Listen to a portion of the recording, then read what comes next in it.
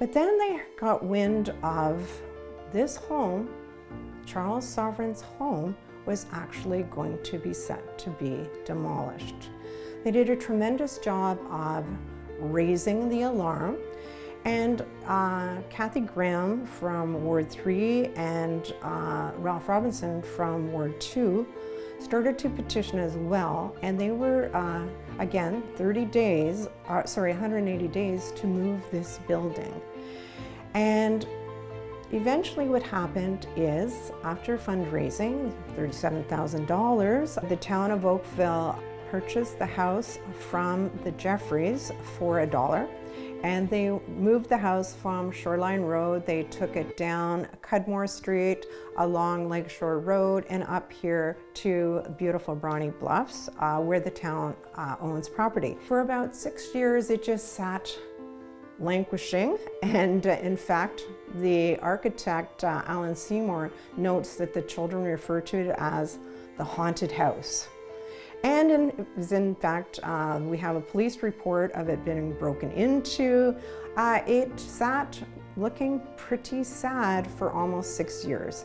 Eventually, money came from the Cultural Heritage Fund, because the thought was it was going to be about $300,000 to restore the building. In 1994, they started to restore the house to make it what it looked like back in 1910. They did this because during that time period, Maisel de la Roche wrote her books in the house. Maisel de la Roche wrote here in 1910, 1911 to 1915. I like to refer to her basically as the most famous Canadian writer that nobody has ever heard of. And it's interesting, because to me she was really like Margaret Atwood of her time. She really was catapulted into fame in 1927. In 1927, she submitted her book, Jalna, about the White Oaks family to the Atlantic Monthly, and she won $10,000. Now, I don't know about you, but $10,000 to me is a lot of money. $10,000 in 1927 was a lot of money. And so it catapulted her into success, but it also caused demands for prequels and sequels.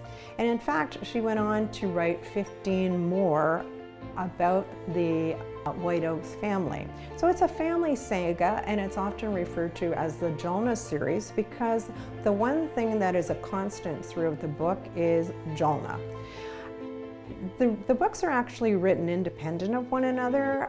It's not chronological, but it really is the family history from 1854 to 1954.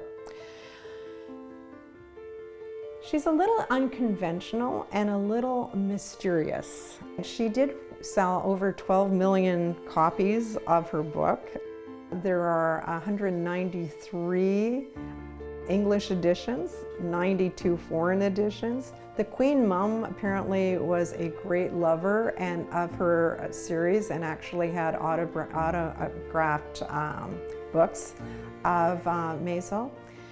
But yeah, Maisel was, I said, a very interesting character, and a lot of people, I should say a lot of critics, began to snub her, I think, a little bit. And I think because of the demands for prequels and sequels of Jalna, the books became a little bit, what's the term, pot-boiled. Okay, so they were melodramatic, they're romantic. I remember taking people for, I do walks from here, and one woman said, "Aren't they really raunchy?" And I thought to myself, I don't know necessarily if you would classify them as raunchy, but if you like Harlequin romances, if you like soap operas today, you're likely to enjoy the Jalna series. But she wrote more than just the Jalna series. She actually authored 7 other books besides that. She wrote 50 short stories, 13 different plays. She's the subject of a movie. So in 1935, there was the movie called Jonah. She was also, they did a mini-series about her in 1972.